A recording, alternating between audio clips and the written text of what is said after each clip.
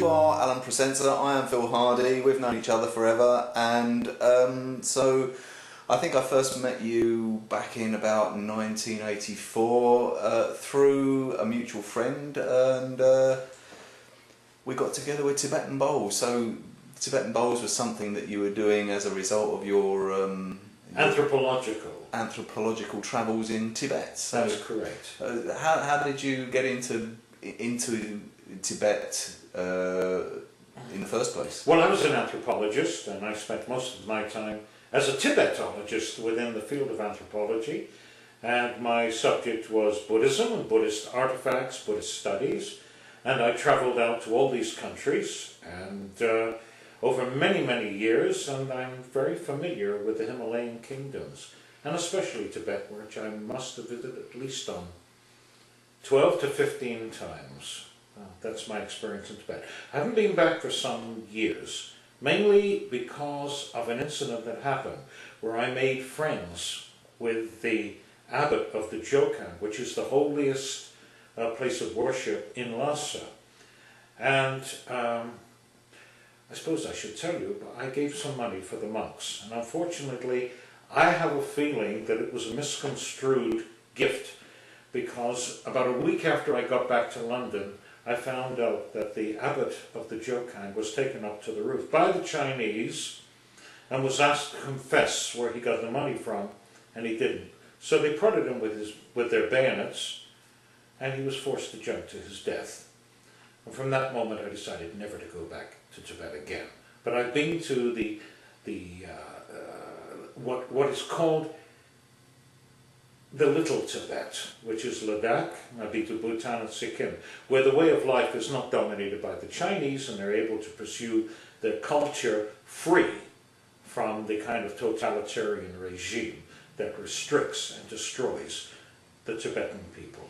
How much difference is there between the Sikkim, Ladakh and Bhutan cultures? How much is there a difference between that and Tibet? Well, that's a very big question, but basically in Sikkim and Bhutan, the Buddhists there are able to practice their religion. Okay? Freedom. That's what they have. There is a democracy they're working, and to some extent it's an element, certainly in Bhutan, it's an element of there's a feudal relationship there. But there's a great deal of democracy. There is no democracy at all in Tibet. You get punished if you even have a picture of the Dalai Lama in your possession. You get punished if you don't speak Chinese. You get punished for pretty well everything. And by punishment, it's re-education in prison.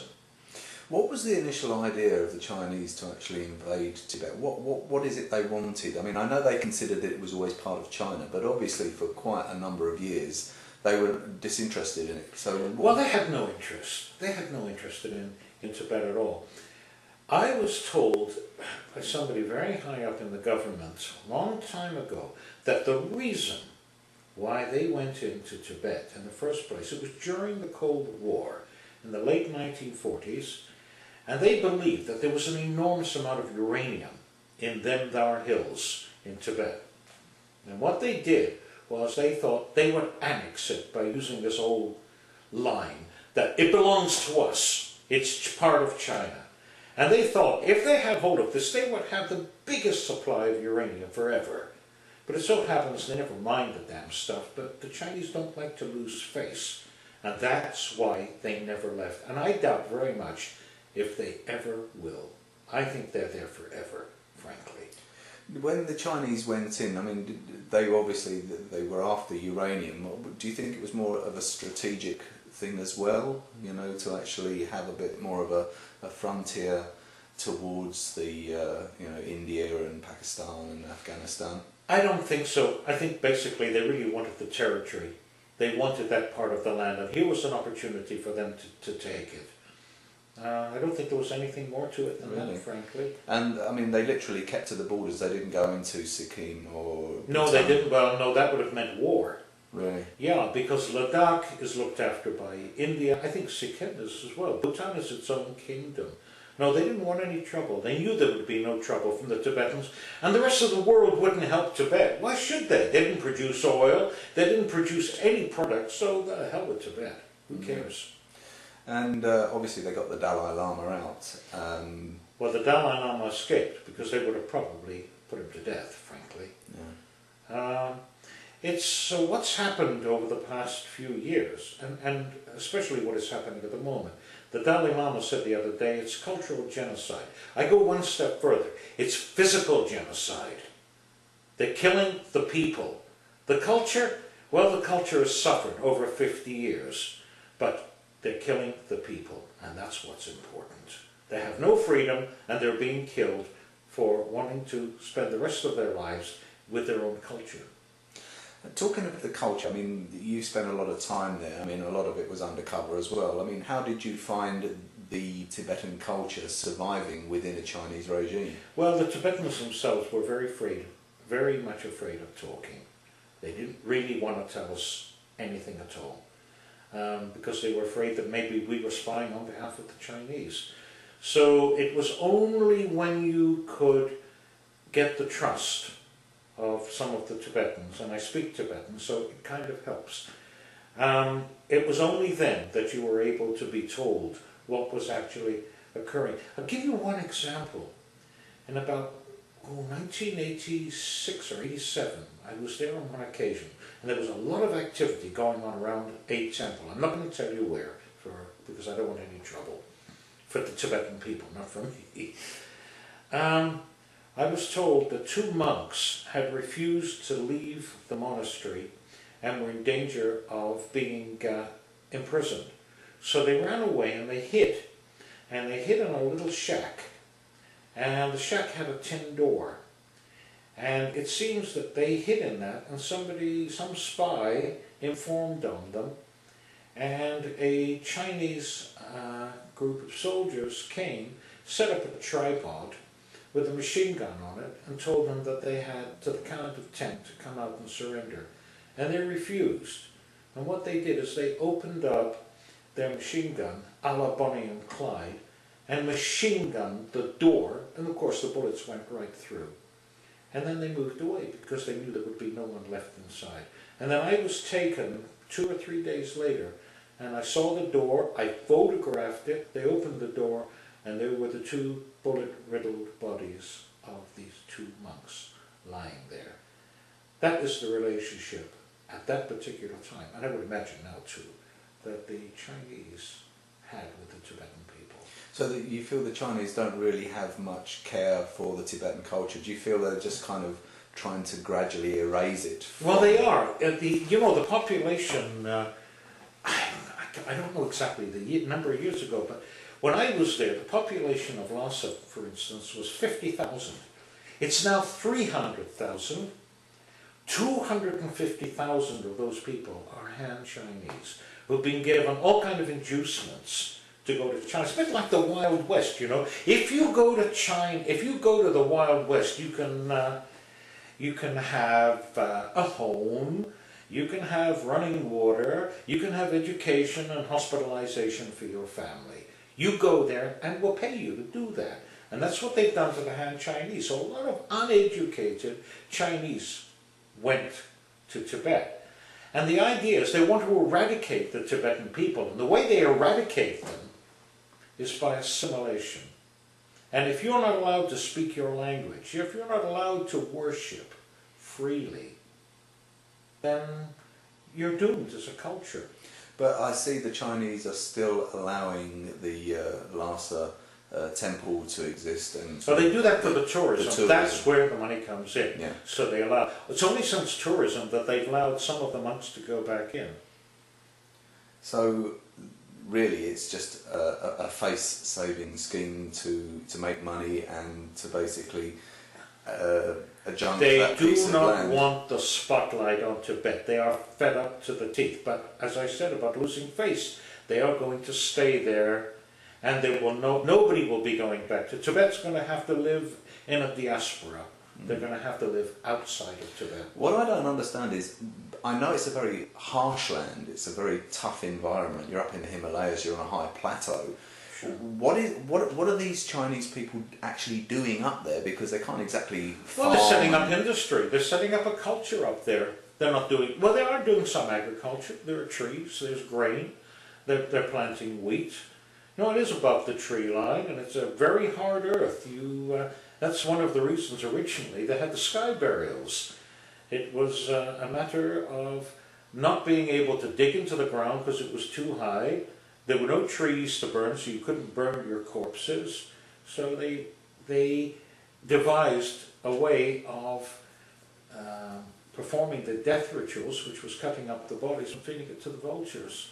And that was the recycling of life. Really, yeah. Yeah, real recycling. So, we both know about Tibetan bowls, but as far as we both know now, they're not actually Tibetan, they're more sort of from the southern areas. Where did you first come across Well, bowls? actually, you're wrong there. Really? Tibetan bowls are basically, they were made for eating. They were made for eating food. It just so happens that I think at some particular stage, and I don't know when, somebody discovered that the mixture of metals that made these bowls made this beautiful ringing sound. And the first time I heard them was in about 1972 or 73, and it was in Nepal. And I was standing by a stupa, and there was an old monk there, a Tibetan monk. And he was talking to a young lad, and he was playing a bowl, and I was walking by. I heard the noise first, and I saw what was happening. And I was gobsmacked. I'd never heard a sound like that. I thought it was superb. And I went up and I asked. And then over the years, I acquired a bowl, and I learned how to play because I was a musician anyway. And then on my various trips, I found out how to use them, how to play them, what to do. The ululation is when you put your mouth close to the rim of the bowl. And I listened to the music. Being a musician, I was always interested. I even ended up giving a concert in monasteries. I gave a concert in Lama Yuru in Ladakh. I gave a concert at Ganden Lamasery in Lhasa. And I learnt to play the instruments and all the other instruments because I play the flutes and other instruments. Thigh-bone trumpets. Thigh-bone trumpets, yes. Human thigh-bone trumpets, yeah. Eagle's trumpets. You made the famous singing bowls of Well, Tibetan. that was the very first one, wasn't it? Yeah. It's a long time ago. It was a long time ago. Sold over 1 million records, Philip. Yeah. 1 million records. Isn't that amazing? Yeah. I made a documentary for the BBC. I did many radio broadcasts. And to this very day, I'm embarrassed by the cover of that record album, which shows me, as somebody once said to me, looking like Geronimo the Indian. What can you do with a face like this? So, how does all this fit in with the jazz that we've just done? No, jazz has been part of my life since at least I was 7 or 8 years old. One of the greatest things that ever happened to me. Because you're not American. No, I'm a Canadian. Ah. When I was about 7 or 8 years old, my parents gave me a radio to listen to in my room. And I would go to bed and I would turn the radio on and I'd tune into the American radio stations. And almost every station had a jazz program. And I became hooked on jazz. I also became, believe it or not, became hooked on opera because I was, for a short time in my life, 5 years, I was an opera singer. And, but I got into jazz because by the time I was 10 years old, I was a walking encyclopedia on jazz. And that kind of extrapolated in all kinds of jazz experiences, many jazz concerts. I saw some in my lifetime, I've seen some of the greatest jazz artists of all time. And I've had the luck to meet some of them, to talk to them, to even sometimes sit down and gig with them, but not on their level, of course. And then, some years ago, I opened up a jazz club in the West End called Ziggy's. And it was a jazz club that was meant to give young soloists the opportunity of playing with a professional rhythm section. And over the years, that jazz club gave the opportunity to many, many young stars of today. But they're not so young anymore. Not so young anymore. I came down quite a few times and it was just... It was a wonderful club, and for night. 10 years it was fabulous. And Ronnie Scott used to send people down, and we had some great stars come in and sit in with the band when they were visiting. And if it was on a Sunday night and there was nobody playing at Ronnie's because it was closed, they'd come in and say, "Can we sit in?"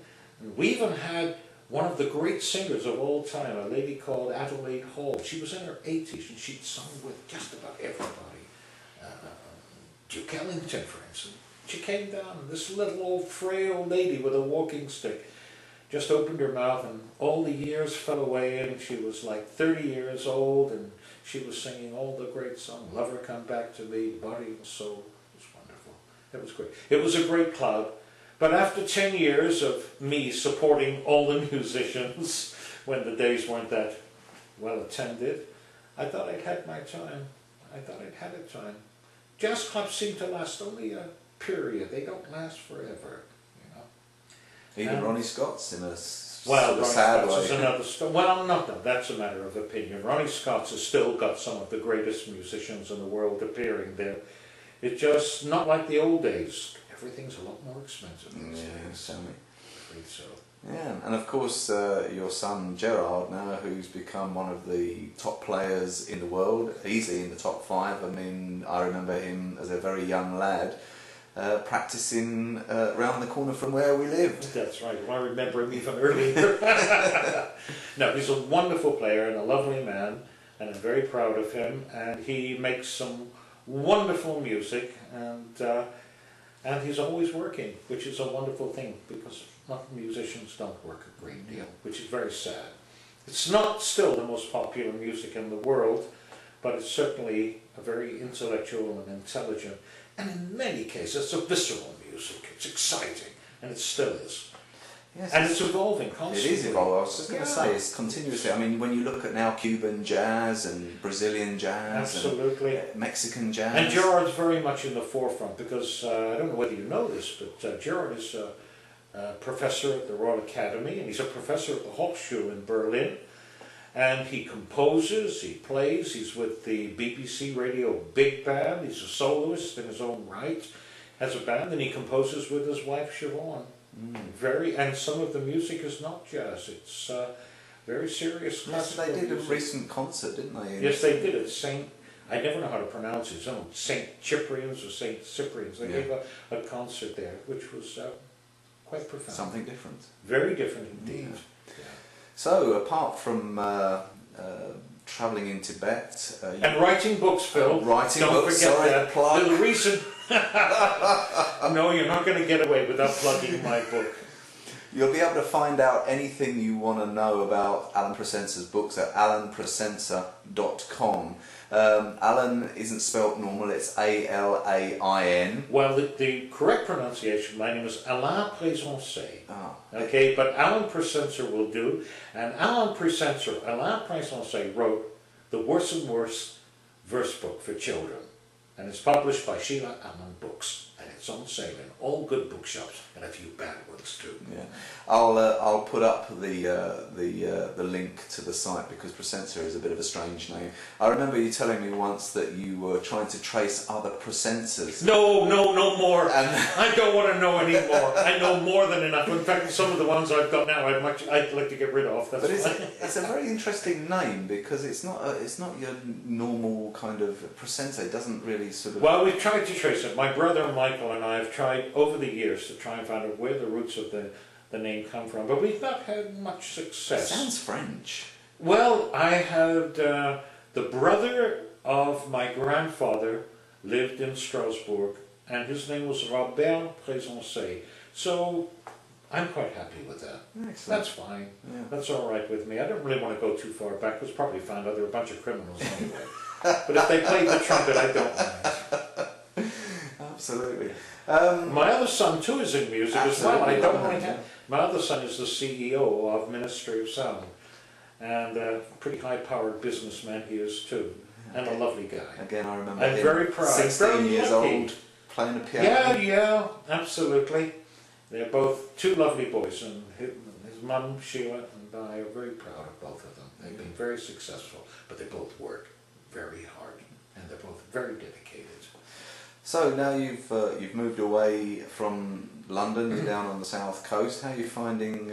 I'm fine, but I spend most of my time in London. I love London. I'm here with all my friends and colleagues. Yeah, I'm working full time. As I said, I've just had a book that's just been written, and I'm involved in recording projects and working in studios. I've just made a jazz program with you, Philip, and I hope that'll be quite successful. And we go on, from here. So, and the beat goes on. And the beat goes on.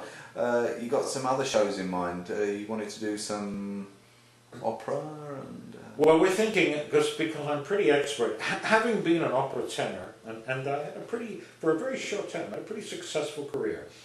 I've spent a great deal of my life not only listening to jazz music, but listening to opera. And I particularly love opera, and I still go to Covent Garden, go to operas all over the world when I get the opportunity. So, Philip, you and I were thinking of doing perhaps maybe 1 or 2 programs on great opera singers of the past, because a lot of this is not known, and there are some great singers of the past, not just Enrico Caruso, but there are other singers with fabulous voices, and I thought it would be a good idea. Maybe we'll do a program on opera. What do you think? Oh, it's a very good idea. That's it's good. One of the great loves of my musical area. Not that I'm Just a big think. note. I don't Well, make big noise about it. in the last few months, Phil, Luciano Pavarotti died, Yeah. and so did Giuseppe Di Stefano, 2 of the great tenors of the 20th century. And it got me thinking, there were other singers with wonderful voices, and I thought, it's about time the world got to know about a few of them too. Yeah, I suppose they've been sort of slightly obscured by what's Well, around. of course, absolutely. Anyway, it's a minority art, but like jazz, really. Yeah, absolutely. So, to wind up, we're sitting in this current Tibetan situation with the Olympic Games Very coming sad up. it is too. And very sad it is too. Have you got a final word you'd like to say about? No, I think this is probably organised quite a while ago. It's not as spontaneous as it seems. I think it's probably been meant by the Tibetan people to disrupt the Olympics. And as far as I'm concerned, I hope it bloody well does. Okay? I think the world should know what's going on.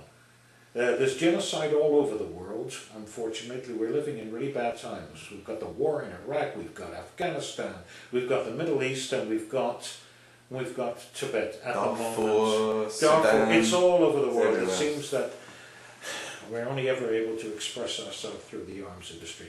Do you know, Phil, someone told me once, when somebody in the government said 54 million people in the world are employed for making weapons for the arms industry.